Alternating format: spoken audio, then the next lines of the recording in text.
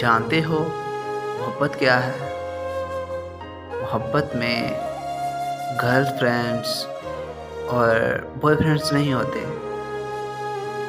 محبت میں ایک محب اور دوسرا محبوب ہوتا ہے.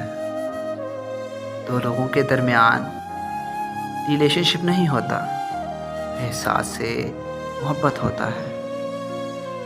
محبت میں ایک شخص کے چھوڑ جانے سے بریک اپ نہیں ہوتا بلکہ بے وفائی ہوتی ہے. پر تم کیا جانو محبت کا مفہوم کیا ہوتا ہے؟ تم تو محبت کو ریلیشن شپ سمجھتے ہو.